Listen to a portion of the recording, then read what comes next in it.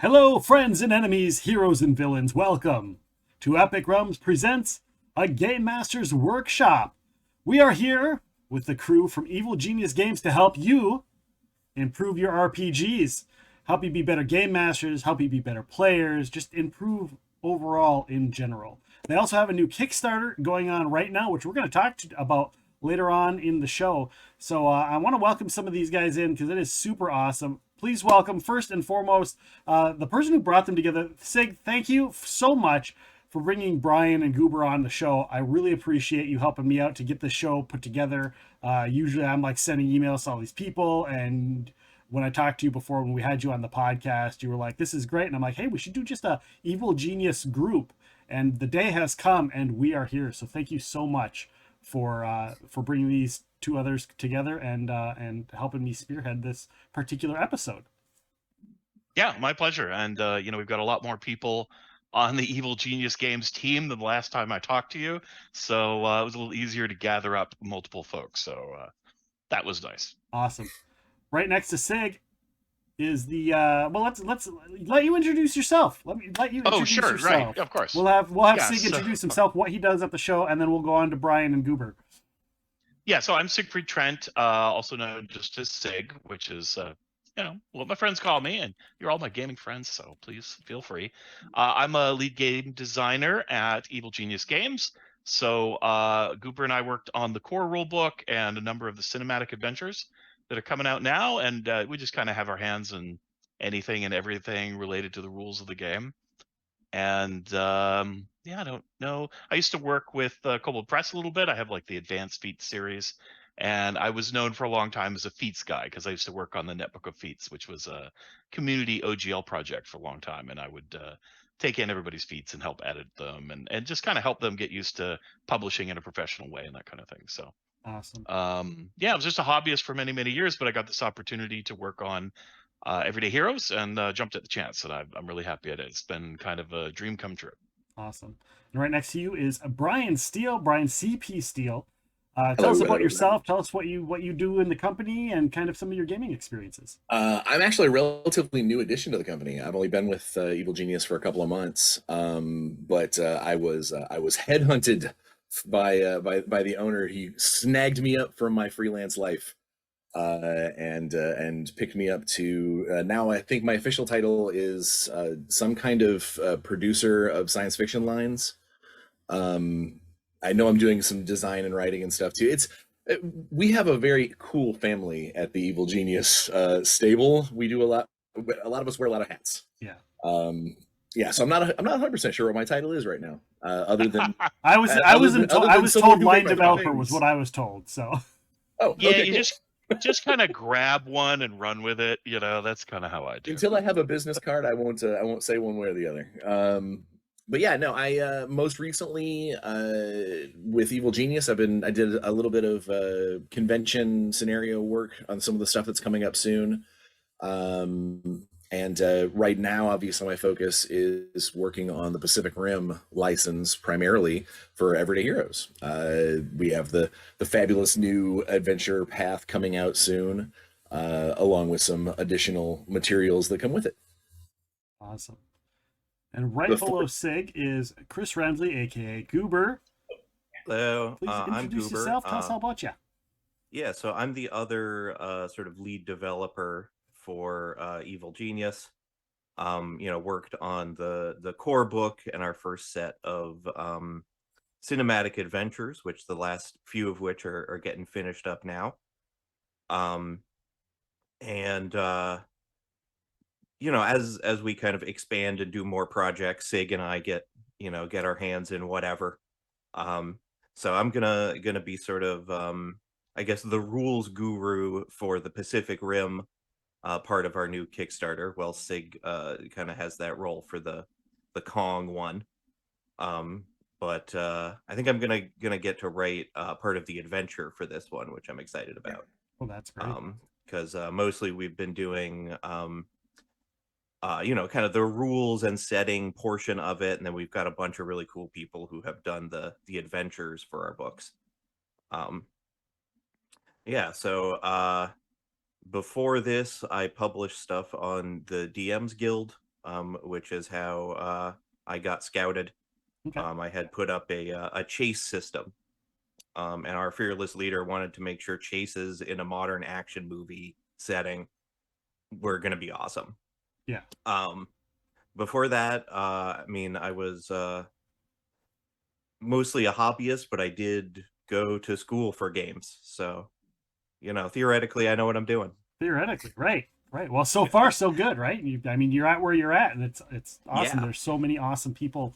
I hear so many good things about the game since it came out, and even beforehand. So, kudos to all of you for your work on this game, and the product line is just it's looking better every time you guys announce something new. So, for those who have just come into the show, welcome on in. I am Nick. I'm the host of Epic Realms. We do podcasts, and Gamemasters Workshop is once a month. It's usually the last Saturday of the month.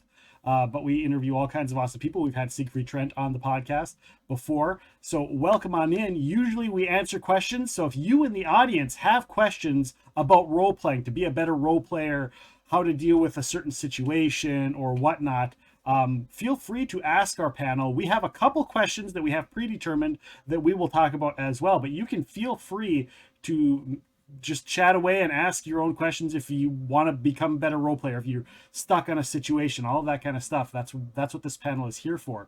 We're going to start it off. What are some tips to running a new RPG if all you've ever done is play D&D or Pathfinder, styles of role playing? So, I mean, you've got so many other games, but primarily a lot of people are like, oh, you play. I still hear, like, when I'm role playing, they're like, oh, you're playing D&D. No, I'm playing this. Oh yeah, you're playing some D&D. Some people that still do some role playing, they don't really understand the difference, and then when they play just like a D&D or just like a Pathfinder, and they move to, say, a Star Wars or, say, an Everyday Heroes, well, there's some struggles with that little transfer. So we're going to start with Sig. If you've got an answer for that, what are some tips you think for changing from a D&D Pathfinder to an Everyday Heroes or a Mutants and Masterminds or a Star Wars or another system that's not D&D? Yeah, I guess it depends on how you're approaching it. So if you're going to do a genre or a licensed game that you know well yourself, like you're a fan of the movies and everything, then I think that helps a lot because you're going to have an idea in your mind as to what playing in that world or what kind of stories you want to tell in that world, and that's going to give you a big head start. IPs are kind of nice because also, like, you could sit down with your players and go, well, let's for session 0 or something, let's all watch the movie together and then talk about what kind of characters we want to make, right? So I think you have a nice kind of bridge into the world that way. When it comes to the game mechanics, I think you need to read the book or watch some videos of people explaining the rules for the game. Get yourself kind of familiar as the game master. I think as players, that comes down to player preference. I sometimes play with people who do not want to, like, learn the game before they play the game. They just want to role play, right? And then the game master can guide them through mechanics, and they just pick it up organically, which I think is a great way to learn games, actually. Other players are really going to want to dive in, and when they make their character, to kind of optimize or create a very specific vision that they have. And so they'll naturally, those kind of players will dive into the rules material themselves anyway. So the game master usually doesn't have to worry too much about it.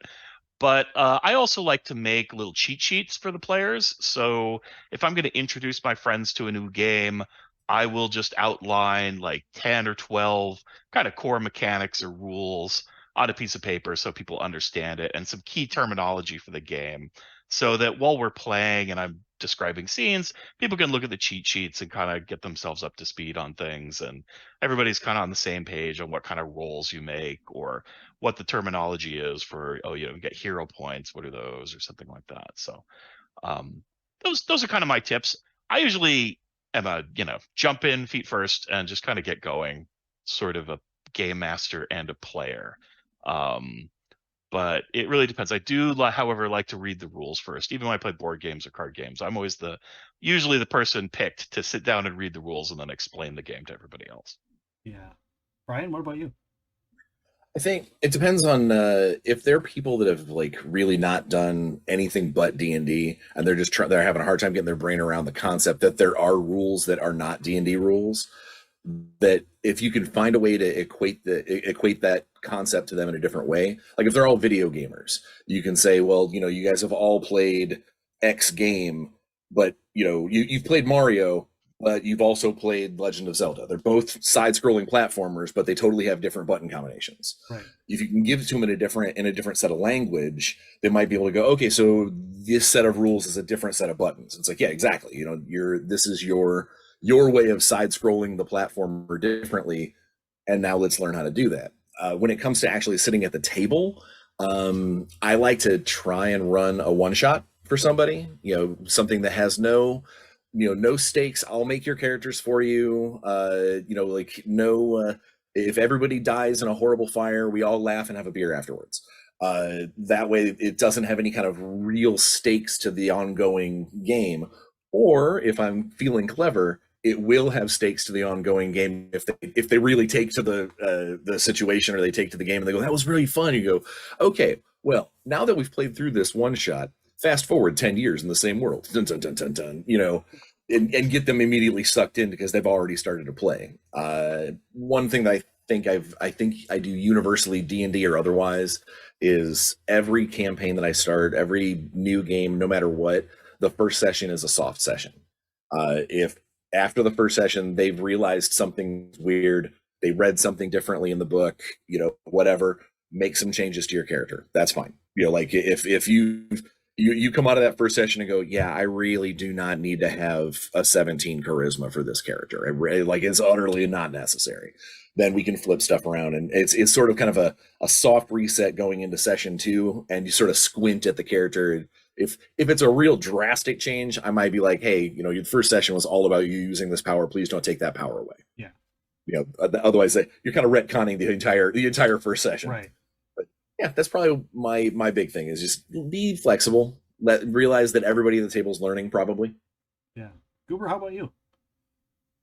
So I think one thing that is kind of an advantage of like your D&D and similar kinds of games is they sort of have a built-in structure that you can assume for like the storytelling part of it. You sit down to play D&D, it's like, okay, we're going to make a party of adventurers and we're going to go on an adventure. Maybe there's a dungeon or, whatever, but it's sort of like, here is a setup where we know what we're doing. We know what the goals are. We know what kind of the overarching story is. Even if we're not really that comfortable with role playing or storytelling in general, you're going to have sort of an arc to it. And when you move into other games, some of them will have things like that. Some of them will be like, this is the kind of people your characters are, and here's what they're doing. And so you can sort of just hop in and here's our goal and everything. Some other RPGs don't necessarily have that. Something like Everyday Heroes, each of our like adventures has its own kind of thing like that, but overall it's just like kind of do an action movie type of thing in the modern world. And so I think that's kind of a big thing to be thinking about as the GM is, when you're introducing your players to this concept, you don't want to just say like, I don't know, make a person in the modern world. In the same way you probably wouldn't be like, I don't know, make someone random in a fantasy world.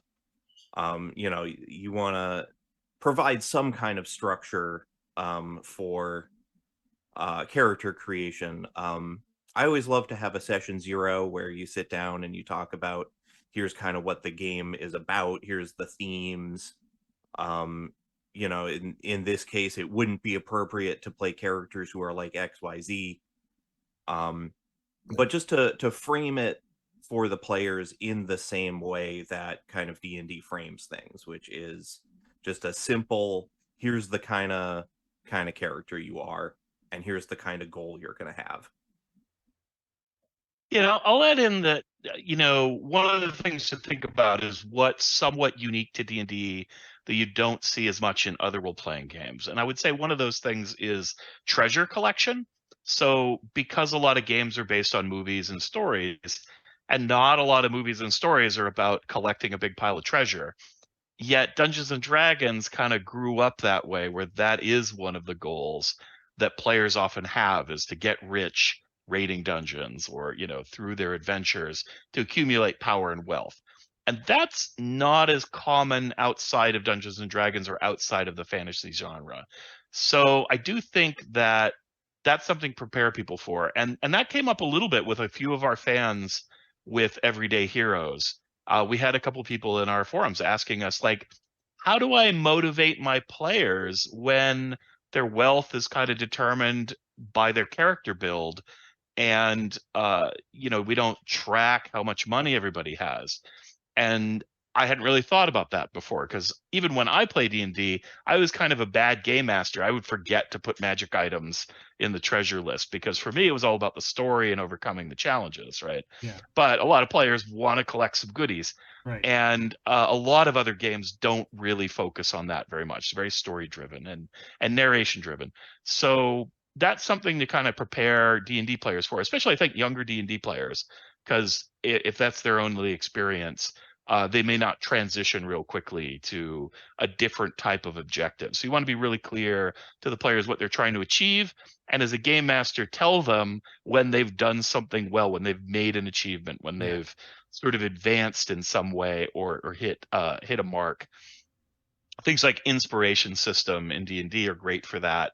You can bring that over, and lots of games have a system like that to just kind of reward moments of role play or achievements in the story. Right. And I think that's great. But you can still, in other games, think about, well, in this setting, what would treasure amount to? What would, like, a cool sort of materialist thing that people might really enjoy? And to go ahead and throw that into your game to give them a little bit of a soft transition, so they still have some of those rewards if they're into that kind of thing. Yeah, and definitely, like, I think talking to your players about what their expectations are as well beforehand. Like, if they expect to get loot and treasure, then as the GM, try and do something to fill that role. But if they aren't expecting it, like you said, you weren't really used to that, so you didn't really need that you wouldn't have needed that from your GM. You just, good story, great.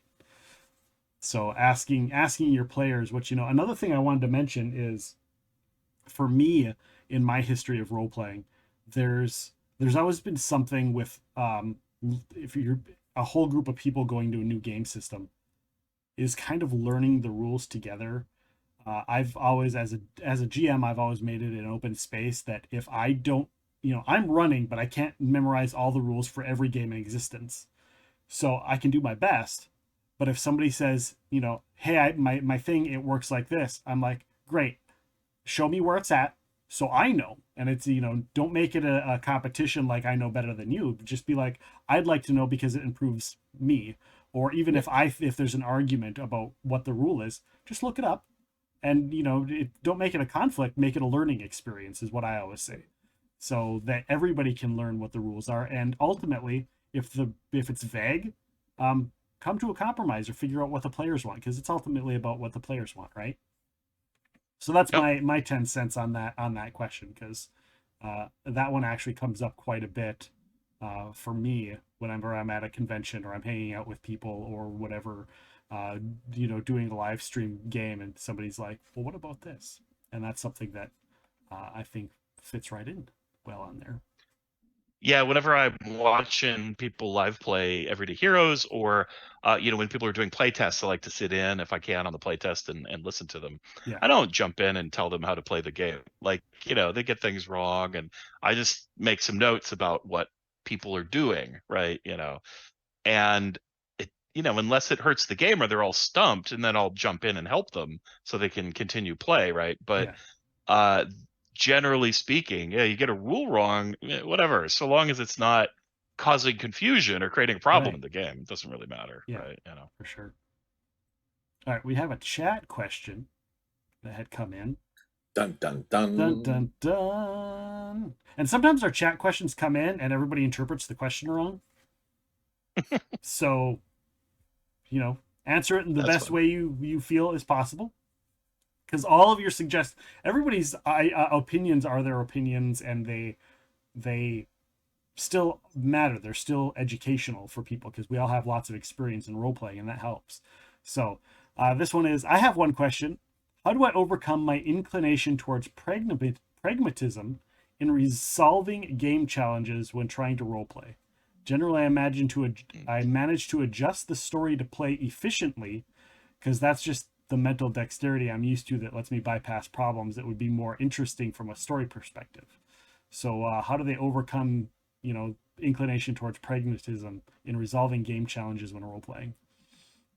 Now, are they a player or a game master? I'm assuming in this situation it's a player, but you can answer the question either way as you see fit, or as you have what you feel might be the best answer for. As a player, he just answers in chat. As from a player's standpoint, I think the biggest thing is, if you like playing that pragmatic character that is all about problem solving and, getting from A to Z with skipping as many letters as you can in the way, as long as the rest of everybody at the table is having a good time with the same thing that you're doing, there's nothing wrong with that. At the end of the day is as long as everybody's having a good time, and that includes your game master. They are also a player. They are playing the game with you. As long as everybody's having a good time, then there's nothing wrong with trying to find the clever way around the loophole through whatever. Now, if someone at the table is like, hey, the rest of us want to share a little bit of the limelight, quit solving every single puzzle. It's all about communication. Yeah. If your players can't talk to each other, and if your players are not comfortable talking to each other about the highs and lows of your game, that's a completely different animal that you got to deal with. But no, there's nothing wrong with being pragmatic and being like, I know the module wants me to solve it this way, but I've decided to MacGyver it this way. Then rock and roll. If anything, that's something that your game master should be proud of, that their players are thinking outside the box and thinking about the game. Now, as a game master, if I've got a player who's constantly just circumventing everything that I'm building, oh, you better guess that I'm going to start rebuilding things on the fly.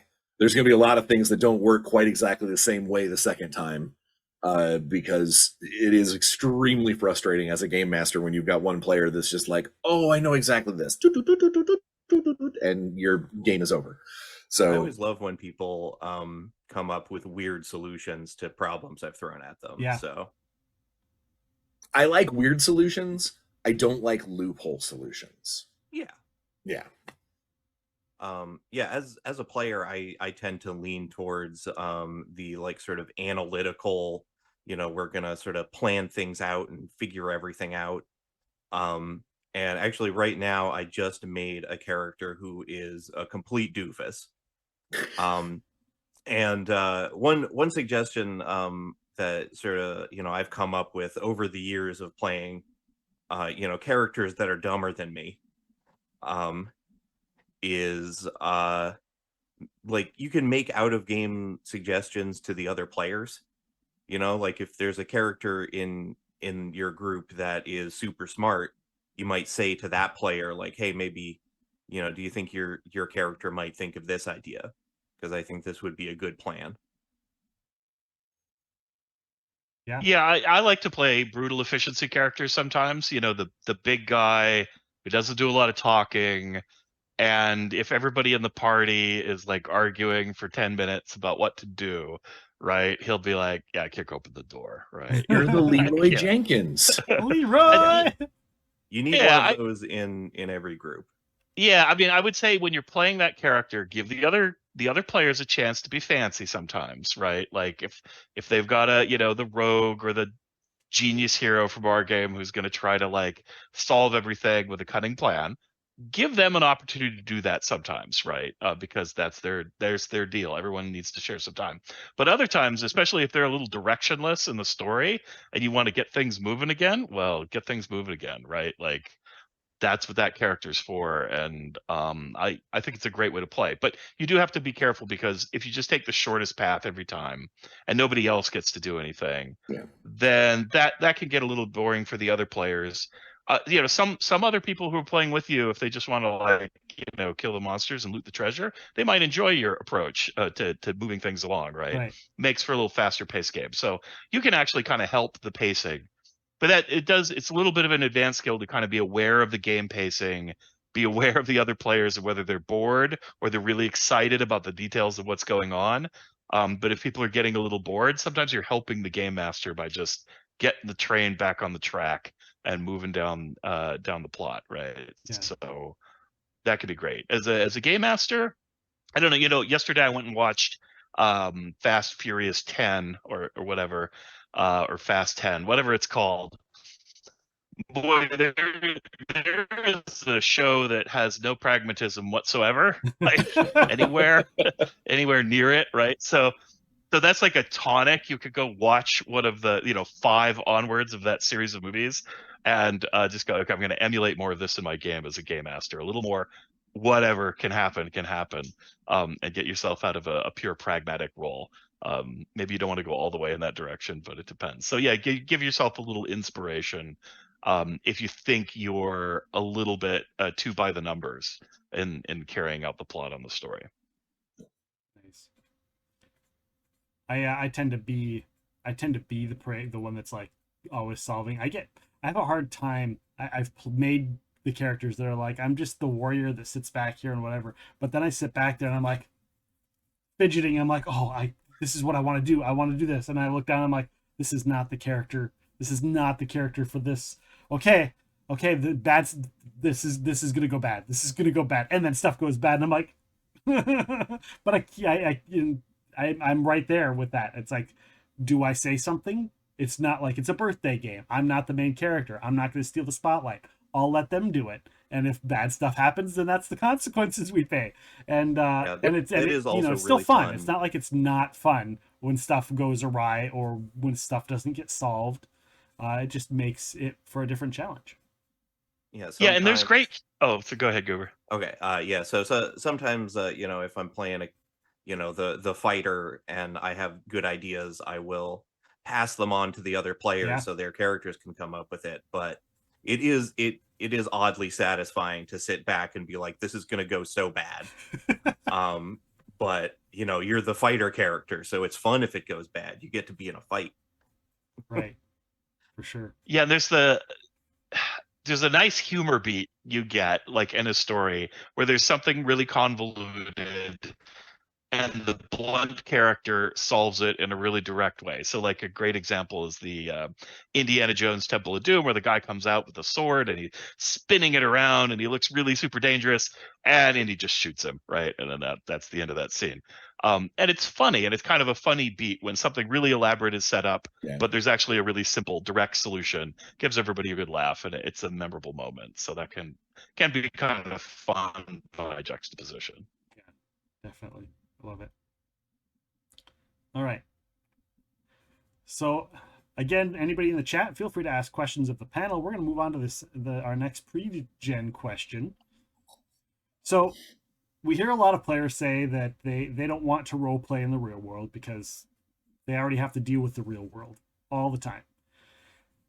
And they role play to get away from the real world. So when you're playing as a GM that's playing in like a Star Wars or a superhero game or an everyday heroes game, what are some tricks to keep this modern or sometimes futuristic game kind of grounded so it's not bogged down in that everyday reality that we deal with in the normal, and keep it entertaining and still make it that fantasy, like a fast 30,000 movie?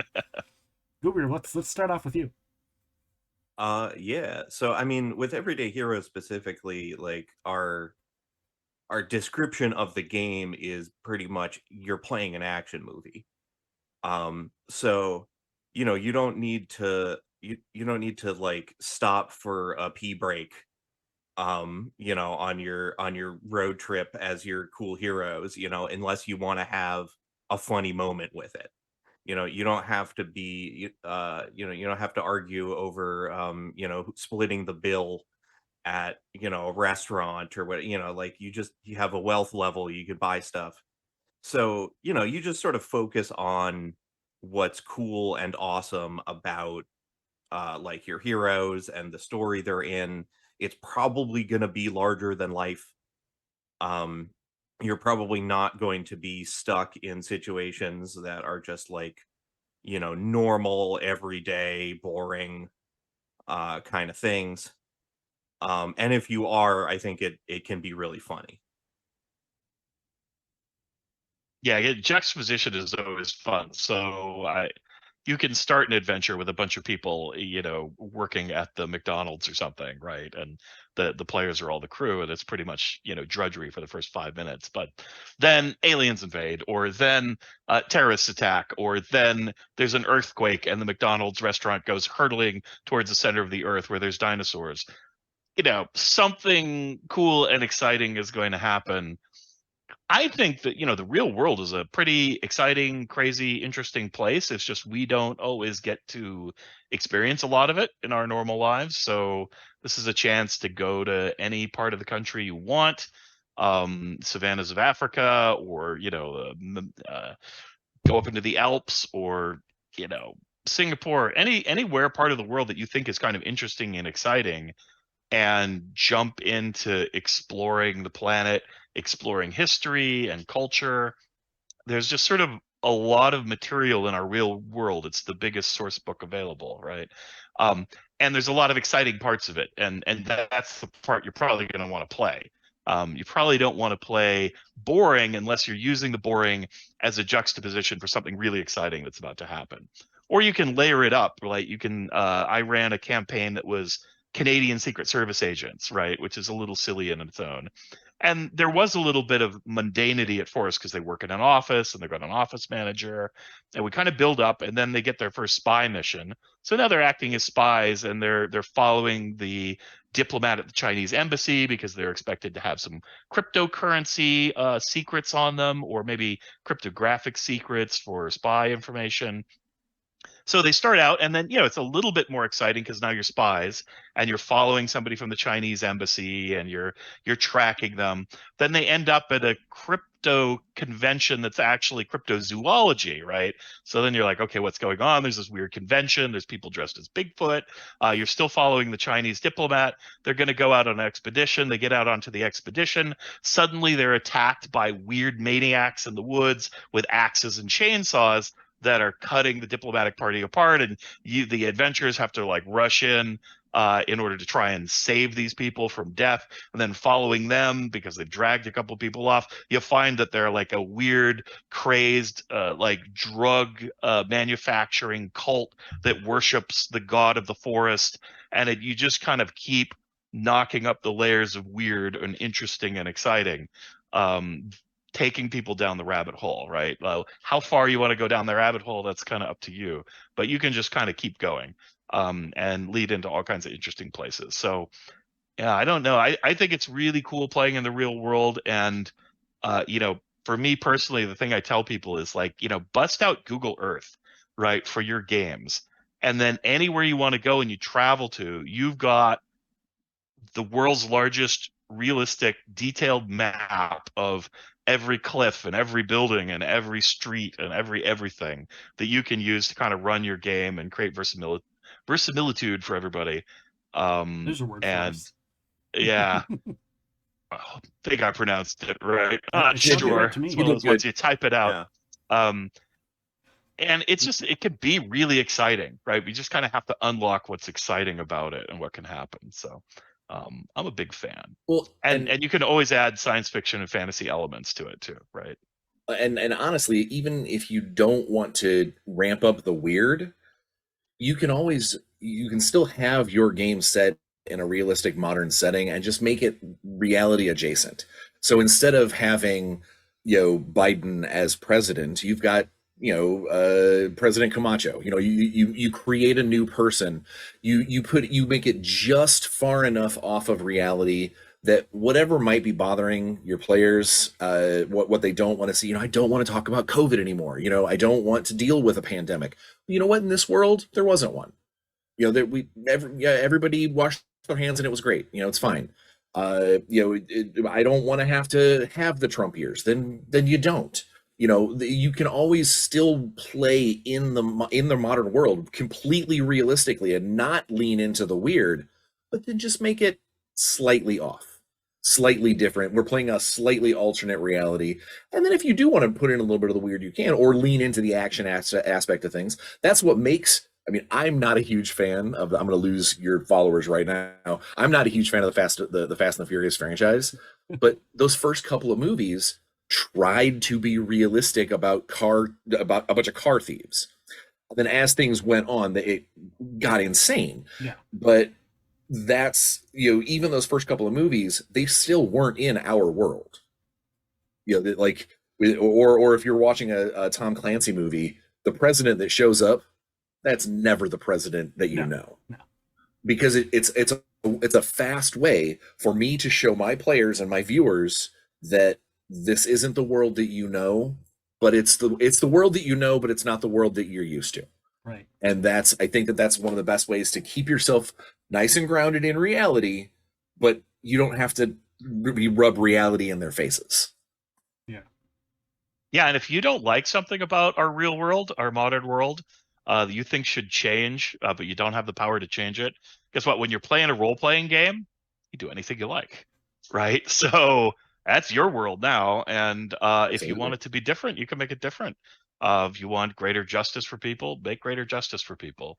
If you want more danger and excitement in everyday life, find a way to add danger and excitement to everyday life, right? That's it's your sandbox. So Yep. We're talking about movies and stuff in games as far as like references go, and I had an author on named Nathan Lowell, and he made almost all of his books are like the simple daily stuff, but the way he did it was so intriguing. And I kind of equated it to, if you've ever watched the very first Lethal Weapon, you don't see like everyday lives, like, Murtaugh is going through and there's egg on the floor and his kids are doing stuff and they have just these little side conversations that have no meaning to the overall movie whatsoever, but they are so crucial to understanding the story and understanding the characters, and it gets you immersed. And there's something about the original Lethal Weapon, and I always say it, that the way that they deliver just some of these little side lines that have no meaning to the movie really bring out that movie to me. And I think if things in real life are difficult, like if you're role playing, sometimes those things can be good, but also sometimes those things can be a drawback. So it's one of those, what do your players want? Do they want to have that little moment, those little normal everyday conversations? Do they want it to be a little bit more of a conversation, mundane stuff game, or do they not want it to be? And I think that's also a big deal to kind of know what they want in that. yeah. And if you're looking to bring new people into the hobby, personally, I think the two genres that work best are action/modern action and horror genres that are set in the real world but have a horror story of some kind.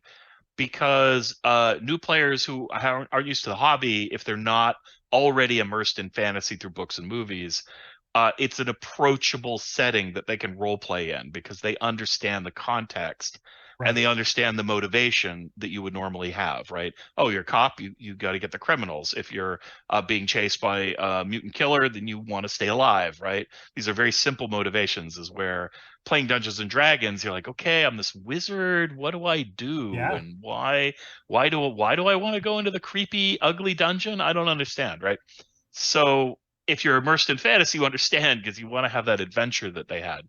But this new player coming into it doesn't know what that adventure is, right? And it just seems foreboding and dangerous and maybe not wise. But if you have a job and that starts you on the adventure, they have a grounding and a base to build from and start to role play and stretch out their imagination, right? So if you want to play with your mom or your sister or your uncle Luke, who doesn't know what this stuff is but is curious about it, then these kind of settings are actually really good to bring them in and kind of share the experience in a way they can understand. You can bring in stuff from books as well. Like if you look at every Mhm. book, all the super popular books that are out there, whether it's like an Aragon or whatever, this is my normal life. my normal life, and then something crazy happens. I win $1 million, I lose my job, or there's always a trigger that starts the real, the fish out of water experience, whether they're fish out of water or not. And you can do that in a modern setting super well, because all it is what happens. Oh, well, Ash read the Necronomicon because he's an idiot, and now the whole world's gonna end, sort of situation. Or New one is so good. Sorry. yeah, the president gets kidnapped, and you have to, and now you got to get pulled out of your everyday life, military life, because it's still a normal life for you, and then go do this other thing, or whatever it is for your story. There's still always going to be the fish out of water moment you can take, and that's in pretty much every novel that happens out there. They have their normal life, whatever that normal life is, and then one thing drastically changes it, and you can do that very well, I think, in that story. And I think Sig was kind of mentioned that in the for the hero or for the horror type genre or any other type of genre, modern genre as well, that it's just like much easier. You can still do it in like a D&D setting, but for people that know the real world, they can grasp that, like you said. Yeah, and then they just have to deal with the story and what they're doing. They don't have to try and internalize a whole reality that they've got to find themselves in. And, what's a Jedi? I don't understand. What's up? Yeah. Everything that's new to the player is also new to the character in that case, basically. Yeah. Mm-hmm. Yeah, for sure. Yeah. And as a game master, it gives you perspective. And then you can, if you wanted to then take that person and put them into a fantasy, you could move them from that context they're used to. Now they're used to the role-playing genre, like how role-playing works, right? And then you can move them into a fantasy world. And as a game master, you're going to be in a mode to, I'm describing this world to someone with fresh eyes, not to a character who's lived in that world that whole time. And that's going to mentally change you. And that'll that will help the player, because you'll be describing it to them in a way that's a little richer and a little more grounded in something they could understand, and is going to be more fun for them, right? Because a lot of us, if you play D&D for a bunch of years, there's some orcs, right? Oh, there's 6 orcs. We all know what an orc is. But you could give a really delicious and interesting description of an orc that somebody who's never played fantasy is going to go, oh my god, right? What are we going to do? That's terrifying. Because orcs are terrifying, right? They would be.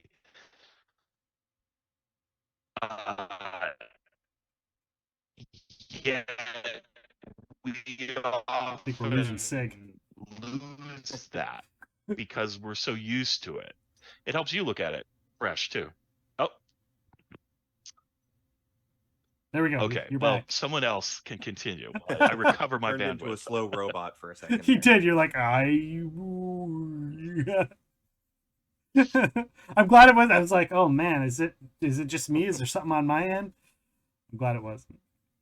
I'm guessing if I talk too long, the bandwidth starts to get eaten, so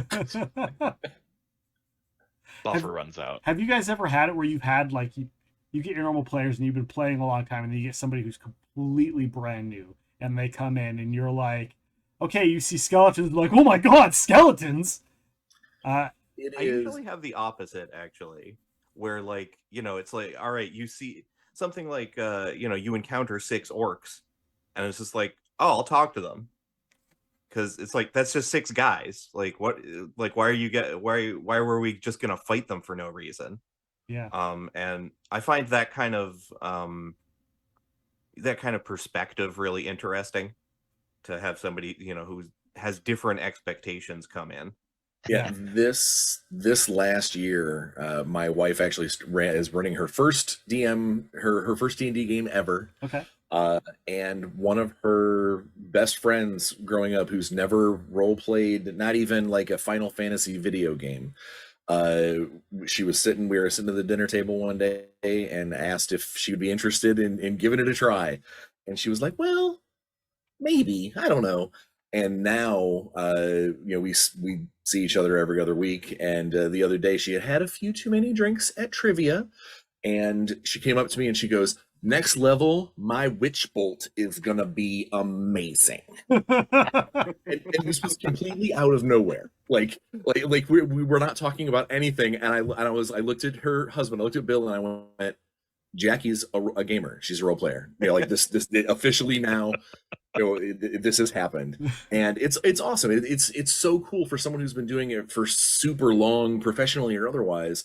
Seeing someone, you know, I get to see it through my kids. You know, they're starting to play now, but like seeing a grown human being who has their own interests, their own things that they do. You know, they're down at the Indianapolis 500 this weekend. Like that's their thing.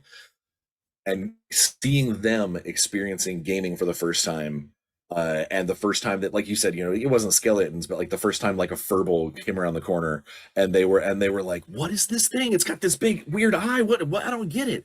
And it's so cool to be able to witness that through them, you know, their interactions. And then for me being, you know, playing in my wife's first game ever, seeing her DMing her first time, you know, after the session's done, she's like, "Did I do a good job?" And it's like, you're everything's fine. Everything's great. Did anyone yell at you? No, everything's fine. We had a great time. So yeah, no, I love seeing new people experiencing what we've loved for so long. You know, it reminds me that it's going to sound super old. It reminds me there's new hope for the next generation. You know, like there's always going to be new gamers, no matter what. So yeah. Awesome. Goober, did you have anything to add or any stories? I don't remember what the inciting question for this was. Having just a new stuff. player that hasn't played before come in and just, or was that Sig that hadn't talked about it? Did you talk about it already? We started with hesitancy about the playing in the modern world, Yeah. and then we sort of rolled into new player experiences. Yeah, and I had mentioned like if you have a new player yeah. and they're like acting, you know, they're like, but yeah, I think it was Goober that actually said the story, and then we went to Brian. So Sig, I guess, would be the I can tell a story. I remember the first time my father played with me, right? And he was like, "Okay, I'm going to try this out." And he made these great characters. They had funny names. And now he knows, he read Tolkien to me. So he's really what got me started in fantasy. So he understands fantasy pretty well, but he hadn't played a role-playing game. And he made like 4 characters. He was going to play 3 of them. And I played one of them to kind of come along with him. And he decided that, you know, he was going to be a little above morally the usual D&D game. And he wasn't going to kill any monsters, right? He was going to find a peaceful solution. And maybe negotiate. We were playing just Keep on the Borderlands because that's an introductory adventure, right?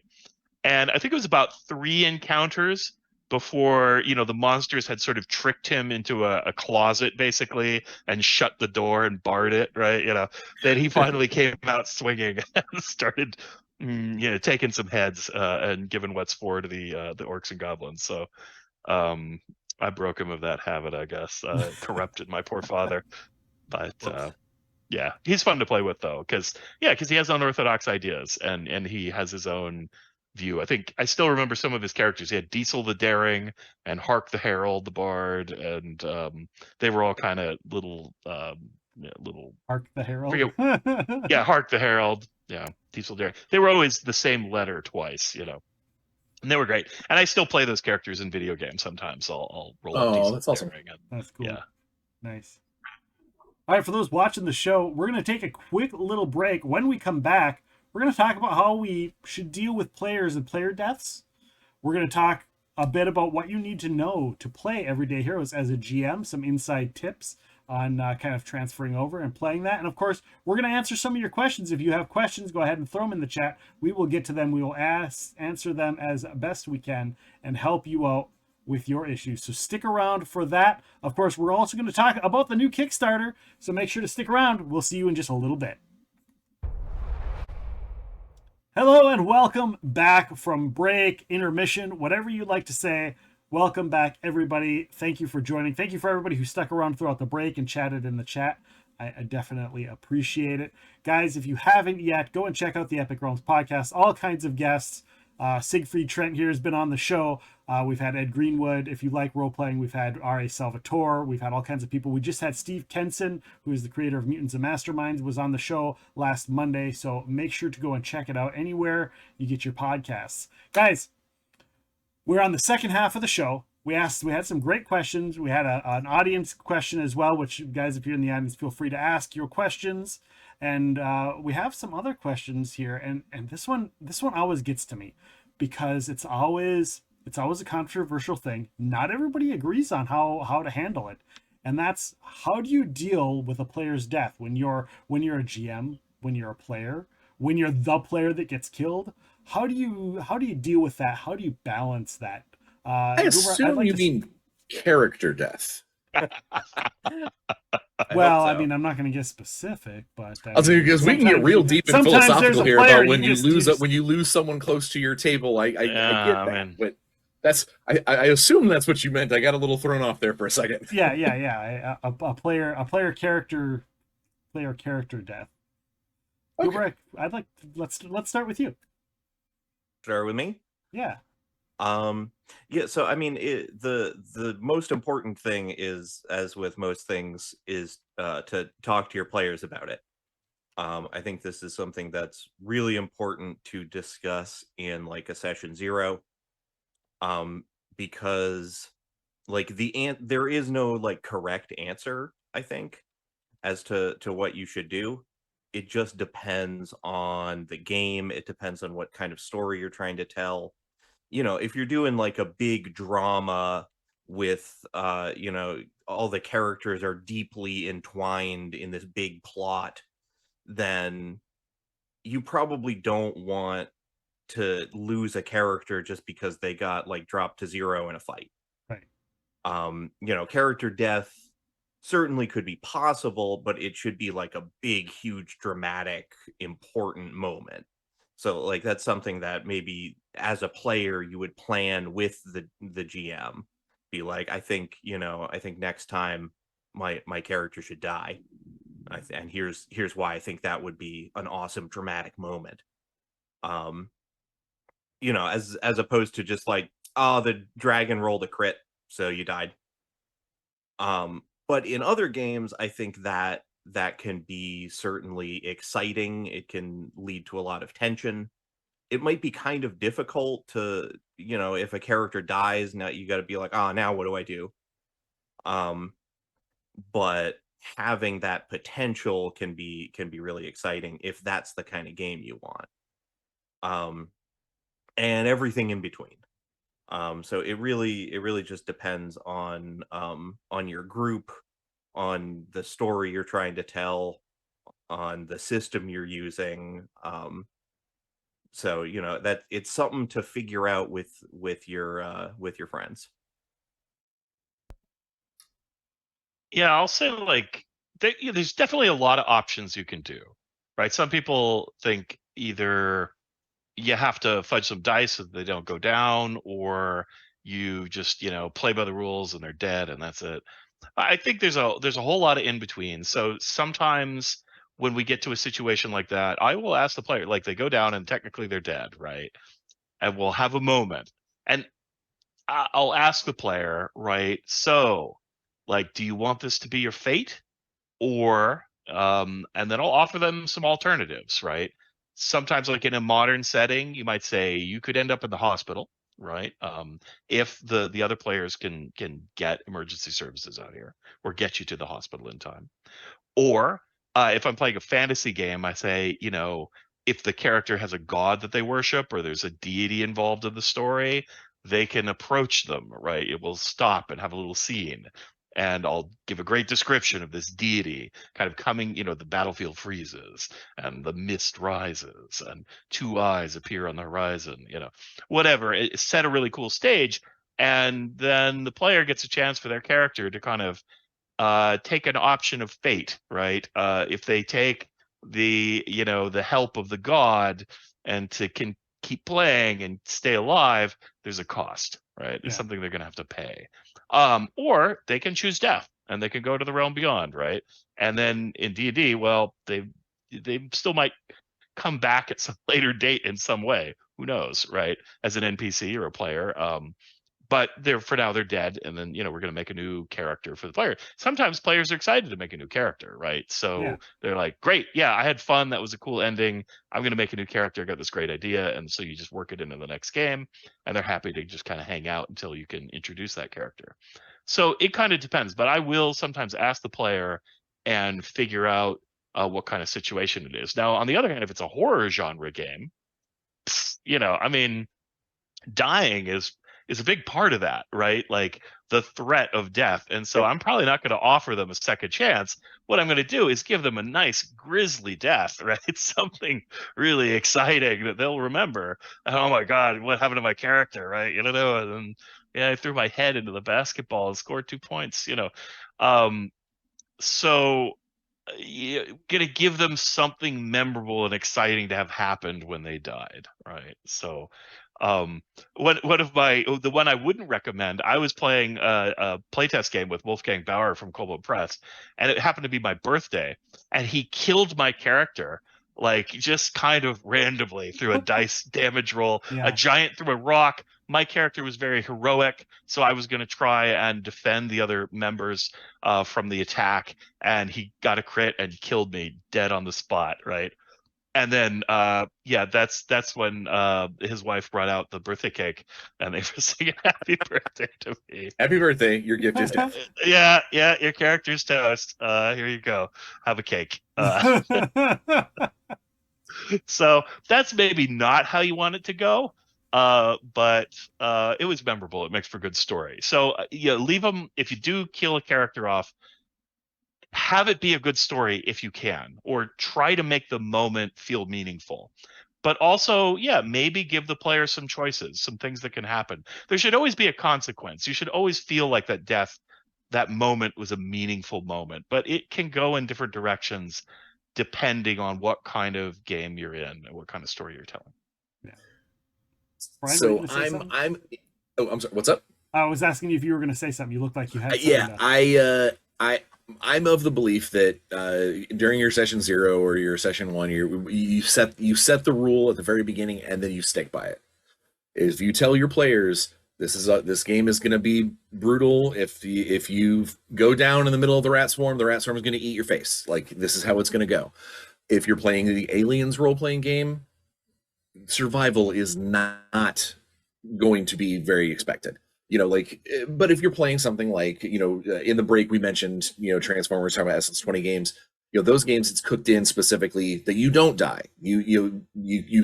Death is not the end ever. It's, you have to specifically set that up as something in. As long as your players know what those parameters are, like if I'm going into a D&D game and that DM has said, if you get murdered, you get murdered, and it is what it is, then I know to at least kind of play to that, to a challenge level. Now, if they tell me that, and then I go into my first fight and I get, knocked down to 0, or I lose my death saves or whatever, and then suddenly they're trying to find a way to make it okay, and you're all right, and then the challenge of that game has just gone right out the window, because he threatened us with death, but he's not going to carry it. He's not going to carry it out. So whatever you do, you set the parameter. You let them know, hey, this is a very cinematic game. If you may or may not die, you set that nice stage for them. So that way you do have that leeway. But if you tell them that this is a brutal game and you could get your head thrown through a basketball hoop, then it's time to shoot for 2 points. Like if they go down, you put them through the hoop, because otherwise your players aren't going to trust what you've said, and they're going to try and walk all over you. Yeah, I think setting your intent or what's going to happen is definitely a good suggestion. I know I've personally, have you guys dealt with people that, if you let them stay alive, they know you're not going to kill them, and then they just make stupid decisions. Yep. So sometimes you got to let them know that there are consequences. If you make stupid decisions and you die, it's because you made stupid decisions. Play stupid games, win stupid prizes. Yeah. Right. I love that quote. Yeah, you know what, that padded room feeling, right? Mm-hmm. Yeah, because it's just it's a different kind of railroad. Right. Yeah. Where but that you lose being your said, agency. when someone does get offed, even in a brutal game, unless you're really playing at Hackmaster style, where it's like, oh hey, next session have a new die, I'm gonna hide behind the pile of bards. unless you're playing that style of game, yeah, you want that death to mean something. Have the players care. Don't immediately, well, the rogue falls on the barbarian's body to grab his purses because can't let that money go to waste. That's when you look at the rogue and go, you've been traveling with this guy for 2 years. He's saved your life more times than you care to count, and now he's just meat. Let's take a moment. Let's role play this instead of going, but it's 46 electrum pieces. Let's go into the actual character a little bit more. But again, just stick with what you've told them you're going to do. Yeah, for sure.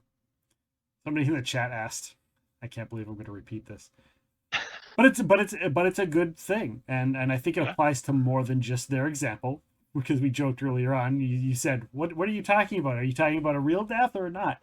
What is something you do? What is the plan if somebody in your gaming group passes away or moves away or can't play anymore or has a kid and they aren't able to be part of the group anymore?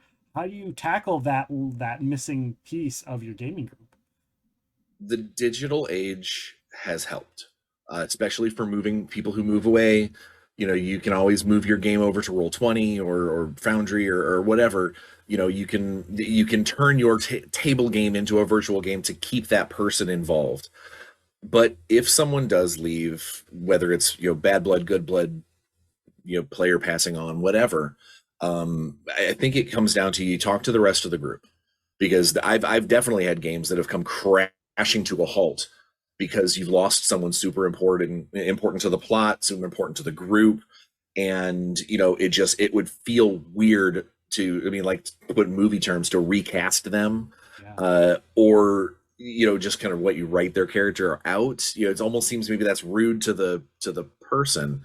I've actually had games end that way, and then you just look at everybody and go, "Hey, maybe it's a good time for us to roll credits on this session, on this campaign, and let's start something new, start something fresh." Maybe even in their honor, if it is someone who has passed on, maybe we do a memorial game. Like literally, let's run the next campaign in their honor. And as long as you're respectful to everybody at the table. I mean, even if somebody had a rage quit, I hate D&D, I'm out, I hate, you always have, Mountain Dew at your table, I hate Mountain Dew, whatever they do, they freak out and leave.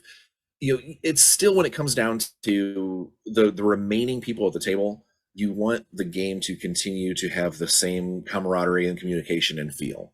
And if it's a depressing instance, if it's a saddening, a sorrowful instance of the reason why that game has stopped, then maybe it has stopped for a reason. Maybe we put the stopper in it and we go, this was awesome. Let's remember all of the cool things that we've done and make some new cool things without us having to constantly be reminded about what we're missing.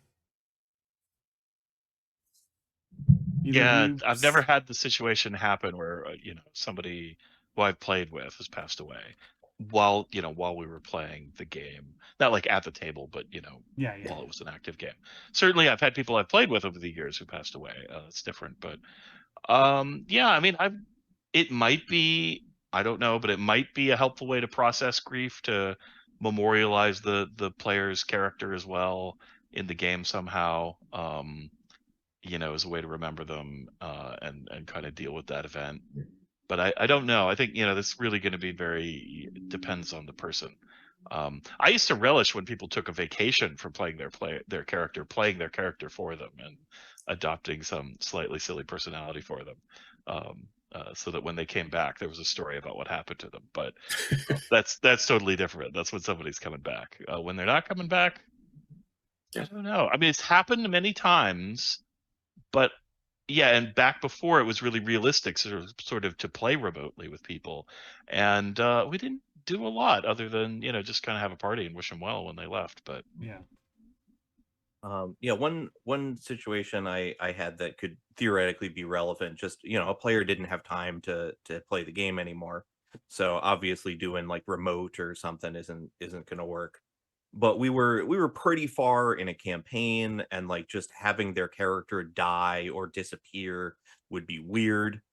So they just sort of became an NPC that was with the party. In that particular game, it worked out pretty well because it was a game full of NPCs that followed the party around. Um, and I actually developed an entire system of having companions in the party that, aren't taking their own turn in initiative and stuff because of that. So I just, made a companion version of this character, to, stick around and interject when it's important, and it doesn't feel like, wait, why did this character leave for no reason? So something like that is certainly an option, at least until there's a good point to have their character be like, all right, I've finished my thing and I'm gonna go build a tower now or whatever.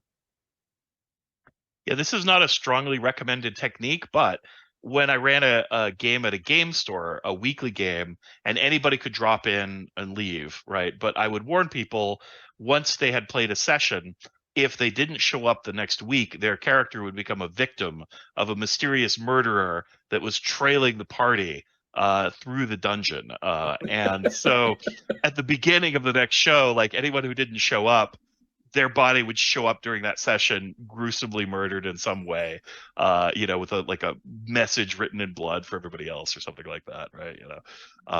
But I would tell everybody as they started the game when they were new to the game that this what would happen, and they'd need a new character if they came back. So, but yeah, it was supposed to be a light, very strict dungeon crawl kind of a game without much story. So, Gotcha. and What is your they never guys' did get to find out who the killer was because the game just kind of ended. Wait, who was the killer though? I actually never had decided who that was or had made a plot for it. All right. It was just a funny gimmick to It's give Merv Griffin every some time. pizzazz. Yeah. That's a deep cut for anybody who recognizes that I as a laughed. movie. You did? You okay? I All right. laughed. It's one of my favorite movies of all time. So What is your guys' take on fudging dice rolls? Whether it's like behind a GM screen or covering it with your hand or whatever in whatever situations, whether for benefit, for storyline, like is that something you guys condone or is it something you're like that's taboo? have It's many been thoughts. brought up a few times. So I wrote a large part of our GM section in Everyday Heroes.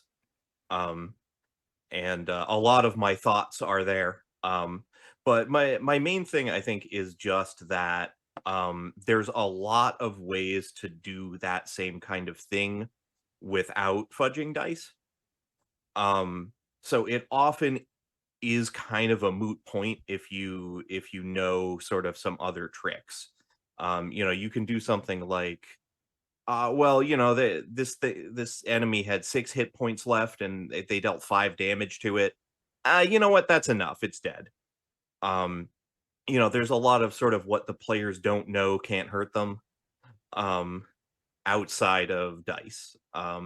So maybe an encounter was too hard, so next encounter you drop one of the enemies. An encounter was super easy and you're just like, you know what, give them the win. I don't need to fudge anything. They're just going to have a great, easy fight. And then, next fight will be a little harder. I'll, throw in an extra enemy or, give this boss a few more hit points or something. I'm notorious for the adding hit points. Oh, this thing's too easy. It's now I've doubled its hit Yeah. points at the last Yeah, second. and, Like I'm notorious for doing that. It depends on what information the players have. I love to show the health bar on like Roll20, but not the number. I find that really nice because then players don't have to be like, wait, which one was injured? One of them was sort of at half-ish, I think, and no, they can just sort of look at it and they don't know if that's 10 or 12 or whatever, but they have a vague idea. So adjusting like the max hit points in that case will tweak that, obviously. So I probably wouldn't do that, but I might be like, oh well, it lived at 2 hit points, even though that should have killed it, or whatever. But basically anything that is outside of player information, especially plot stuff that you've planned. That like it's not even in the game yet. It exists only in your mind and like what you've written down. That kind of stuff you can change all the time. You can just completely eliminate or change encounters. You can mess with the DCs of things. Yeah, so like there's tons of stuff you can tweak besides the dice. And dice wise, again, talk to your players. Some players would be furious if it was possible that you would ever fudge a die, especially in their favor. Like, Right. how dare you change the die to benefit me? I'll take my licks. um but I think most people are usually fine with like, yeah, if it's a big important thing and you forgot that you didn't really give the villain a good out here, and if they fail this save, then it sort of ruins the whole plot. So you know what, they passed it actually. It certainly can be useful, but only if your players are all right with it. Someone in chat goes, I'll fail on my own, thank you. Exactly. Yeah, I'd say use it sparingly when you're playing 5e Dungeons and Dragons or any D20 game, because D20 is a swingy mechanic game. If your dice are cold, it has a big impact. If your dice are hot, it has a big impact on the outcome of combats in play, right? So it is a game where there's a structural reason in the game mechanic that makes fudging dice sometimes give you a better experience, because it's a little smoother and feels a little less like the dice are just ruling the outcome of everything that's happening. So, but I would say when you do it, don't tell people you're doing it. Both as players and game masters, keep it to yourself, because some people are not going to like it, and also it I don't know if it ruins the immersion, but it just feels a little wrong, or people are going to question, should I be doing that? Is that It so cheapens the process. yeah, so like if you're going to do it and you think you have a good reason to, probably don't tell people you're doing it. Now I will, contrary to that, I will admit that I've done it, like as both as a game master and a player. As a player, occasionally I get bored. I'm like, man, I've missed the last 4 rounds of combat. I want to hit something, and I'm like, a 3? Yeah, okay. Oh yeah, 13. Like, because I just want something to happen and I want to be interacting in a way that's more interesting to me. So I don't do it very often, but I have done it before for various reasons. Or as a game master, certainly I've had the or just the combat. I get the feeling this combat's dragging on, and then I'll clip the hit points on the last monster a little bit and have it end, or have them fail a saving throw they otherwise might make, because that's going to wrap things up and make for a nice ending. And it's not going to change the outcome of the combat. It's just going to have one less round of what is inevitably going to happen. Right. And so this is just sort of a better moment for it to occur. So I'll do a little bit of that. It's not really, I'm usually not changing the challenge of the game, and I'm not just trying to like save a player's life or something. I'm just trying to keep the combat exciting. Yeah. When it's the dice are making it not very exciting. And so I think that's the best reason to fudge around. And it depends on the game system. There are other game systems where I think cheating like that is like contrary to the way the game is designed, and it can really cheapen the system in some way. I can't think of a great example, but I played some like that. As where in Dungeons and Dragons, like I said, it's a swingy game system, and the dice can be the enemy of fun occasionally. Yeah. And sure. so it's okay to rein them in when they're being unruly, let's say, and causing problems. I mean, sometimes a lot of bad rolls is funny and it makes for a dramatic moment, right? But there are other times it makes for a boring moment, and you don't really want that. I know. If I'm going to pick up the die at all and it's going to roll, I'm going to use whatever numbers land. Like I don't fudge the dice roll themselves. However, anybody who's ever played a game with me knows that if we get to a part where it's time to narrate, the dice get put away. It's no longer about, we're doing a cinematic, think of it in video game terms. Your buttons don't work no more. You're seeing a cinematic. Yeah. And that stuff I'll do all the time. If something does, that big bad takes 700 damage in one round. Okay, well, he's gonna need to flee. But I don't want him to flee, and then have one of the Rangers go, well, I've got him hit with Hunter's Mark and trailing arrow and this, that, and the other thing. So I basically say, okay, the combat's over. We move into a cinematic, and then they see the guy, meow, meow, meow, and do his mustache twirl away. As long as and this comes down again, it's all about communication in every one of these instances. As long as my players know that I might freeze time and go, all right, please stop. We're doing a cinematic moment. I don't need to fudge the dice. If the dice betray me utterly and my bad guy gets mauled, and then my cinematic moment comes after one turn, and the players can high five each other all night long. If it's a mid-level bad guy, like, I don't care that he gets murdered. There might not even be a cinematic. He might just go, I'm here to kill all of them and be done.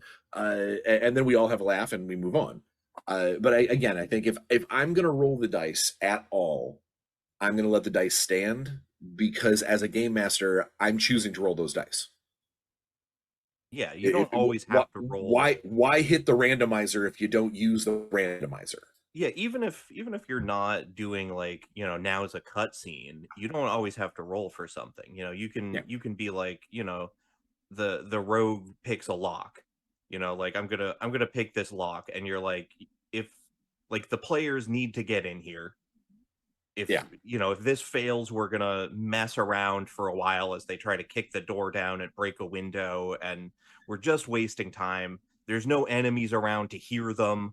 I think that is one of my least favorite things that happens at the table, when when obviously the game master wants you to see something and goes, okay, perception tests, and everyone rolls like garbage, and he goes, okay, who rolled the highest? I have a 5. It's like, okay, you still can't see anything by that dice. That's terrible. Then don't do that. I mean, the passive perception helps a great deal on that, but it's one of my least favorite things, where the game master just basically revealed that he didn't really care about your numbers. I really just wanted to give you some information. Yeah, that's a good point. Just give them the information. Yeah, give the players the information is a big thing for me. Yeah. Unless it's an important mechanic in your system to, like, learn the monster's weakness or whatever, just like let players know things, tell them the lore, tell them what they see. Like, it's more interesting if the players know stuff. I'm guilty of that myself. We've all done it. We've all done it. Yeah, and also another just quick thing. Remember that players failing at something due to dice does not mean you have to stop. Like, in terms of, like, picking that lock, you can give them other consequences. Failure doesn't mean you don't do it. There's systems where that's baked in, where it's like, there's success with a cost and things like that. For something like D&D Everyday Heroes, you can say, like, okay, you've done this thing, but here's this other penalty.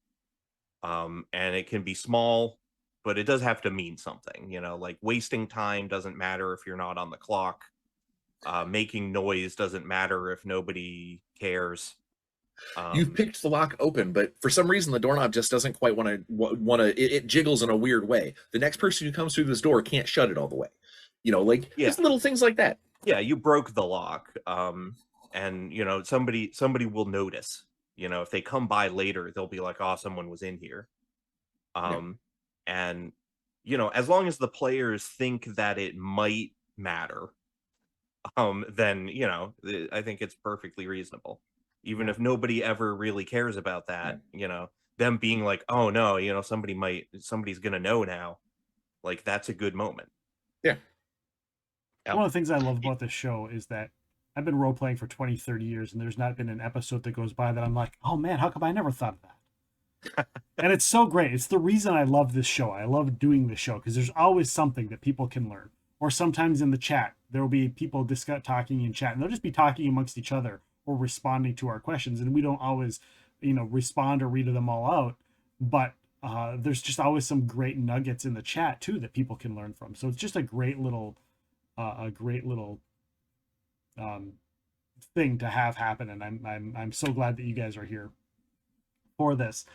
Our next question is a lot more related to Everyday Heroes, and for everyone that's in here that's joined us maybe recently, we are joined by the crew at Evil Genius Games: Siegfried Trent, Brian C.P. Steele, Goober, aka Chris Ramsley. We are joined by them. They're all from Evil Genius Games. They've come out with the game Everyday Heroes, which is kind of a modern die 20 sort of system. They've got a new Kickstarter that's out, which we'll talk about here in a little bit. And they've joined us for the Gamemasters workshop. So go ahead and make sure to check out Evil Genius Games and all their stuff. We're going to talk about the next question. It's for new GMs that haven't played Everyday Heroes. What's some key things that they kind of need to know how to do before they get the book? I want to run this game. What are some like little things that people need to know how to do before they run that game? Sig, go ahead. Okay. Well, it depends a lot. I would say, for starters, crack open the book and look at the getting started section, because we carefully try to lay out, depending on what your experience level is, how you should approach the book. It's a big book. It's like 460 pages long. We don't expect everybody to read it cover to cover, unless you're just really geeking out on things. And so we try to direct people to kind of where to focus their attention. If you have never played a role-playing game before, start at the beginning and read through. There's a section that describes how role-playing works and what a game master is and the roles of players and all that kind of good stuff. If you are experienced with 5e, you play Dungeons and Dragons or any other 5e game, then we have an appendix in the back of the book that just says, well, what's different in the rules for Everyday Heroes? So you check that out. And then we would say, go look at character building and see how you build a character, because that's very different and it really informs the flavor of the game. Going through the process of making a character gives you a really good idea of what Everyday Heroes is kind of all about. If you're kind of in the middle and you've role played before, but you don't really know 5e, then you kind of approach the book in its most standard way, which is to jump in, to look at making a character, go to the rules section, read through all the way the rules are laid out, and build your experience. Now, for new players who've never played, we say, hey, look, the best way to learn this game is to find somebody who's played it before and ask them to teach you, right? To play a game with them. And that's the best way to learn. If you don't have that, go look for a live play online. You might not learn the mechanics really well, but you'll get a sense of how the game unfolds and what it's like to play it, and so that you can kind of start to imagine what it'd be like for you to play it. So those are the approaches that I recommend. It really depends on your experience level. If you're coming from 5e, there are specific things in our game that are a little different.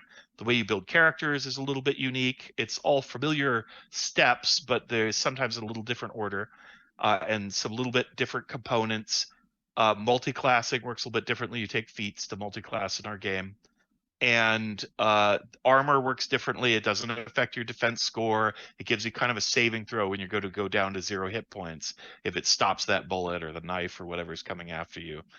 And wealth, you don't track how much money you have. You have a sort of a standard of living called a wealth level, and you just can afford anything that's under that. So it's not a game where you're really worried about accumulating a lot of money. It's part of your character design as to how rich you are. And those are the main things. There's lots of little fiddly bits in there in the rules that we tried to refine, but it should be pretty familiar. If you've not played D20 before, well, you roll a 20-sided dice, you add a couple numbers to it, and you see if you rolled equal to or over some kind of a target. Now you're playing 5e D20. That's the core mechanic, and almost everything works that way. And then you'll figure out the rest as you go. And we do have at least one free adventure right now. I think there might be 2. I believe there are at least 3, maybe 4. Cool. And some more are coming out for like adventures or for convention play that I assume will probably be generally available for people to try out. So those sorts of things should be good for, like, if you just if you're not really sure what this thing is, and you want to give it a try, like it's probably good to start with a like a pre-written adventure so that you don't have to figure out how to do that before you actually get started. And Yeah, I think go ahead. honestly, one of the most helpful things for as someone who came to Everyday Heroes after these guys did, well after, I had to learn this system to be able to write and develop for it. Is sitting down in the case of a game group, maybe you have it as your back. Sig said earlier, if you're playing in like Escape from New York, then maybe you should watch Escape from New York together. If you're playing Everyday Heroes, find a video on demand, find a VOD of somebody playing it on Twitch, and have that running in the background while you're making characters and talking about the game and that kind of thing, because there's going to be stuff that they do on screen that as gamers you're going to pick up on and go, oh, whoa, that's different and that's cool. I didn't realize that. And it might spark the inspiration that you need to come up with that that awesome charming hero that you couldn't quite get your head around before. How do I make a charisma based guy? If you have no charisma, like you might figure out how to make that work by watching someone else do it on screen. I've mentioned before, we live in a new age of role playing. When we were coming up, or at least I'm not going to guess anybody's ages, but some of us who are ancient dinosaurs of gaming, the idea of people playing for other people to watch, we hid this. This is something that, like, I was like, no, I'm gonna go downstairs and we're gonna play board games with my friends. Those board games are maps with little dudes on it. Like, it was a completely different atmosphere. Now you can just hop onto a extremely popular website such as twitch.tv and find something awesome such as Epic Realms, and they'll tell you how to do these cool things with your game. And that was not a resource we had before. Yeah. So the fact that there are people out there that you can just do a search for Everyday Hero games or Everyday Heroes games, sorry, I didn't pluralize, and you can actually watch other people play and help get you into that mind frame while you are reading through the rules and figuring out your stuff, hopefully with your friends. Awesome. All right, so we got questions. What real-life considerations have been made for disabled players for your games? The visually impaired, such as online tools, integrated screen readers, etc., etc., etc. Have you guys done anything to tackle that? Any of those situations? A little bit, a little bit. So our very first PDFs didn't really have much of that. These are kind of brand new company, and building everything from the ground up. But we have a disability advisor now who reviews our PDFs for accessibility, specifically for being able to be read with screen readers that blind people use in order to access online materials, so that our books are, all the elements in the book are easily accessible and exposed through those readers. I don't know a lot of the technical details on how it works. Yeah. We've had some people give us some feedback on colorblind issues, and so that's another thing that we're trying to be aware of and address. I can't say we're really like at a high advanced level in this regard, but it's something as we kind of mature as an organization that we hope to do more and more of and keep it accessible. But it's definitely, it's a challenge, right? And you really do have to kind of bring in expertise of that knows how to do this and has done it before. If you just try to figure it out for yourself, it's not going to go so great. I think Although we all learn things, just the fact that you decided to bring someone in to help with that speaks for volumes for you guys. Yeah, you kind of have to. Yeah. And we're going back and sort of adding that to our existing stuff. So like the core rule book didn't have it to begin with. I think it still doesn't right now, but we're like almost ready to put out the PDF version that has all that updated. I wrote a bunch of alt text for all of the images, and so it should be much more accessible pretty soon. Awesome. Yeah, we've all been trying to learn more about it. So because it helps if you're aware of it from the very beginning. So as you're writing, that you the directions that you give to the art people and layout people are gonna not cause problems for that, and that we set our header types in the proper structure and in the proper way. So it's always kind of a learning experience the more you learn about it. And I always try to do a lot of research. Same goes with like cultural sensitivity type stuff. You just kind of always want to be learning and thinking about, hey, do I actually know anything about this, and what should I know before I write something about indigenous people or whatever it happens to be. And sometimes you can get the extra step to bring people in who are experts on that. But when you're building a company, it's kind of one step at a time, right? Yeah. You move up the ladder of uh you know of force. But I think even though it's always best to bring in people who are really experts on this, and they can be a little bit hard to find these days, still it's good for everybody to try and educate themselves, right? Yeah. So that you could just make little changes that make it better each time. That's awesome. Awesome. Yeah, the right font makes a world of difference, especially for bad eyesight or dyslexic people. So yeah, a lot of people that say kudos to you for that. Also, a lot of people earlier was talking about they love the layout of the books. They think that the setup is great, the setting is great. This like just a lot of compliments overall in chat throughout the night about Everyday Heroes and how well you guys have done on that game. Awesome.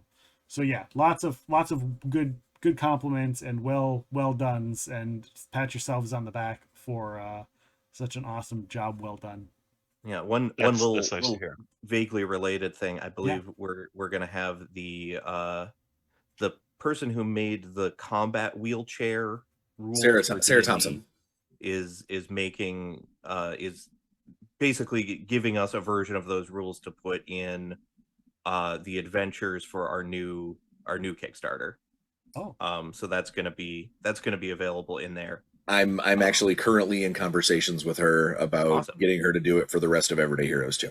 So very cool. Yeah, and sort of the default in the book is you only have to put mechanics on it if you want to. Like the default is just you don't take penalties. If your character only has one arm, like you can use a two-handed weapon, don't worry about it, like or you can use a one-handed weapon and it does the same damage as a two-handed weapon. You're not taking minus X to whatever certain rolls and stuff just because you wanted to play a diverse character. Yeah.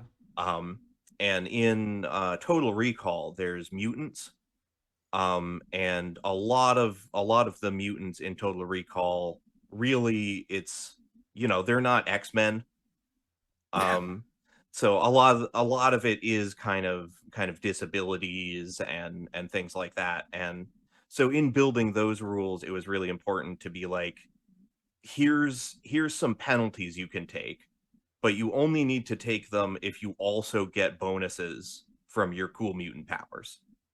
If you want to take a penalty that makes you move slower because your legs don't work as well, to balance out the fact that you have super long arms and you have a better combat reach, you can absolutely do that. If you want to just play a character who has shorter legs, go ahead. You don't have to have a penalty for that. Yeah. So that it becomes purely a mechanical balance of what cool powers are you getting and what cost are you paying for them, but not here's a complicated list of ways you can have penalties for playing the character you want to play. That's great. I love that idea and that concept and that thought process, because that's one of the things I liked about what's the system, the old Deadlands, is like you can have these penalties, but you don't have to play them. Like you can play, like you said, you can play a person with no arms, but you can still wield a two-handed sword. It's like, I'm just not going to choose to use the disadvantage right now. So yeah, I love that idea. I love that concept. So I think it's a great thing. You guys got some conventions. You guys are at some conventions, have done some conventions. I know you guys are going to be at Gen Con. Are there any other conventions you're going to be at? Yeah, we're just about. Some of us are going to ship off to Birmingham in the United Kingdom for UK Games Expo. Okay. So that's coming up this next weekend. I'm not sure because my travel times are a lot longer than the actual convention itself because I want to hang out in England for a bit. But Yeah. that's coming up very soon. We're also going to be at Origins this year, running a bunch of games there. So that and Gen Con are the upcoming conventions for this year. It's possible we might add one later in the year. I'm not sure. But those are the official ones that we have plans for. So I'll be at Origins for a different project, but Okay. I'm going to be spending a lot of time at the Evil Genius booth, saying hi and I'm working with our convention manager to see if I can't sit in on a couple of games to kind of surprise people with hey, I'm here to roll dice with you guys. So that might be fun. And then later this year at GameholeCon, I'm one of the special guests there. I'm going to run some pack rim, specifically some special event pack rim there. So Okay. Cool. Cooper, what about you? You gonna be at any conventions coming up? Yeah, I'm gonna be at Origins and Gen Con. We didn't want to have tons of people have to fly out to the UK. But generally I'm at the stuff. Okay. Awesome. The Kickstarter is out right now. You guys are running that. You're at 9 days left to go, so hopefully people can get on there. You're at you've raised 105K so far. 1,041. I'm looking at it right now. 1,041 backers with 9 days to go. So it's awesome. It's Kong Skull Island, Island of the Damned, and Pacific Rim Dominion of Iron. How are these different from the stuff you guys did on the previous Kickstarter with the Kong Skull Island and Pacific Rim books? So these are actual. We're calling them cinematic adventure paths. You actually take a first level character, you create them for this game, and then play them all the way through a series of cool events and interesting cinematic moments. And then at the end of this, kind of adventure arc, you've got like the coolest version of your character that you can have. And then the best part about the cinematic adventure paths is that the stuff that we put out before for those licenses, the other cinematic adventures that we had done, they have a bunch of cool rules and things in them, but they're not necessary for. It may be awesome if you've already got them because it means that you've already supported us as a company. But if you don't have them, all you need is the Everyday Heroes book and the cinematic adventure paths, the book itself. It is just basically a really souped up, awesome adventure for you to overlay on top of your Everyday Heroes knowledge, and you can hit the ground running and play 1st through 10th level and enjoy this world without necessarily needing that other book. If you have the other book, that's cool. Plus, if you look at the Kickstarter, there's some other fancy toys and things that we're giving away as part of this that will also help immerse you even further into the Skull Island universe or the Pac Rim universe. Collectively as one entity. Yeah, so Pacific Rim specifically, for instance, the cinematic adventure we already have has all the rules for building and playing Jaegers. The rules for piloting Jaegers will be in the adventure. There will be sample Jaegers to use if you don't, have any other things that tell you how to build a Jaeger. But there will also be a book that is all about building Jaegers. And so that will be, a much larger resource of those kinds of options than the original cinematic adventure. But the cinematic adventure will still have some cool, unique stuff that you could pick up. It has its own adventure in it. Yep. So that is a totally separate thing. It has a bunch of world lore and information, like all the kaiju from the movies, as well as the bonded twins class, where you can play as two people who are permanently in the drift with each other and essentially are one person in two bodies. So that there's lots of cool stuff you can still get out of the cinematic adventure. Absolutely. But you don't need it. nor do you need the like Jaeger building guide, but I think you should get it, because then you can build your own Jaeger. That's awesome. What is a Jaeger for those that don't watch this movie or don't know what it is? Jaeger's a giant robot. The- You get in your giant robot and you punch giant monsters. You need 2 or possibly more people to pilot it, and they got to psychically bond together.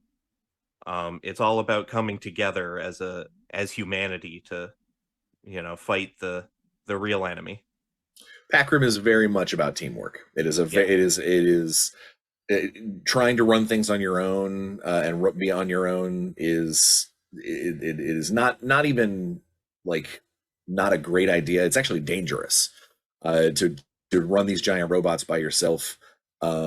It's, if you haven't partaken in the movies or the comics or the anime that's on Netflix, at its core, it is humanity created its own monsters to fight monsters that were coming from another universe. Okay. Yeah, and I gotta say, Pacific Rim is super fun to play. So I love, we've done some play tests. I love playing with my wife, because we can play 2 characters, separate, distinct characters, each with their own style, but then we pilot the Jaeger together and have this kind of synergy and teamwork, and it's just super fun for both of us. Neat. Yeah, That's it's really awesome. neat to be able to play as a team like that. It kind of also reminds me of the what's it called? Like Earth. There's a video game called like Earth Force Defenders or Earth Defense Force or something along those lines, where you can do that kind of thing. And I'm like, man, you could totally role play in that world too using these systems. So it's great. Absolutely. Awesome. And then although Michael's not here to say so, I'm well versed in the Kong adventure path. This one's pretty cool. It gives you all the rules to be able to play on Skull Island, obviously. And the one thing that we were talking about the other day, and I was like, this is really neat, is because the world of Kong is such a 50s era style, black and white, full on that Hollywood, that where Hollywood's at its highest, is that you actually get cool like cinema points to like as part of your adventure in Kong Island. Like the things you do, you have cinematic actions that ramp up that kind of Farrah Fawcett moment and that kind of stuff. Yeah, it's rad. I dig it. Yeah, I'll jump in and say there's no Farrah Fawcett in Kong Skull Island. And it's set in the 1970s. The moments, the the 1950s, feeling. I mean, yeah. any GM could just be like, yeah, there's Farrah Fawcett right there. I mean, Yeah. Yes. You could. Yeah. So he's trying to protect me legally. Yeah. Our license holders do not. Right. Legendary does not like us echoing films that are not part of the Legendary canon Right. in our book. But you, the players at home, can do anything you like with it, including battle Jaegers with King Kong if that's what pleases you. But yeah, we have to not cross the streams and do particular things. But yeah. See, there's a whole Yeah, and we have what's called cinematic actions for the monsters in Kong, which is a little bit similar to legendary actions in D&D, but designed a little bit differently because I'm me. But the idea is to be able to make a single monster really interact with the whole party during a combat. So you don't all feel like you're sitting there bagging on a big bag of hit points, and then wait for its turn, and it does some things, and if it misses, nothing happens, You wait so for it's its turn designed, and it kills one of you. yeah, or that, right? Yeah, so it's designed that the monster will be constantly interacting with the party as you're battling it, and it reacts to the things the different players are doing and attacks you, and just so it's a lot more of a vibrant experience when you have one big bad that everybody's going after. So sweet. One more thing before we go. Tell us about the Highlander tournament at Gen Con. Okay, well, I think I know the most about that. So the Highlander tournament at Gen Con is based on The Gathering, and at first the players are going to be working together in order to defeat other enemies and other immortals who have come to The Gathering. And eventually, because there can be only one, the players will have to face off against each other in epic duels. in order to determine who wins the prize. And the prize is actually a replica sword of the Highlander's Scottish blade. Which The one? one Which he one? has. Which one? Oh, which Scottish blade? Aha. I'm not sure, to be It's honest. It's the Clan MacLeod blade. Which one though? Okay, The Duncan Clan Clan MacLeod. MacLeod or the Connor Oh Clan no, MacLeod? this is Connor MacLeod. Yeah, This so is the Connor. our Highlander cinematic adventure Oh, is based right. That makes only on the sense. first movie. That makes sense. And That's a we superior were sword anyhow. yeah, we were asked by the studio not to go into any of the TV show or any of the sequel films, Okay. and just to focus on the first movie, Well, which that we totally did. makes sense then. See, now Yeah, I have and I think it now makes I a can good say I had a dumb question. Oh no, it's not a dumb question because you didn't know, right? But yeah, but I misunderstood because I have a different context. But yeah, so you get Connor MacLeod's Scottish Highlander sword if you are the last one alive in our tournament, and I'll be kind of personally overseeing the final rounds as people are dueling.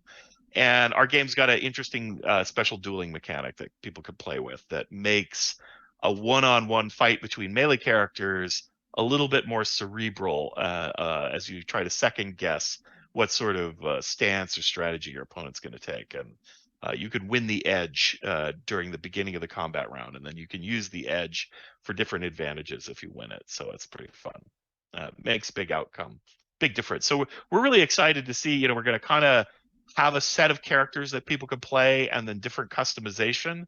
So as they move through the event, they'll get to add feats and abilities to their character. Yeah, and because they're getting customize quickening, them. so they're going to get more powerful. It totally makes sense. That's exactly right. Yeah. And so Are you going to be? that's going to be the So you experience. said at the beginning there's going to be like, first you're playing against like that other immortals that are kind of sounds like NPC run. Is it like going to be a table of Yeah. like 3 or 4 people at a table, and are you going to have like multiple tables at once, or? Yes.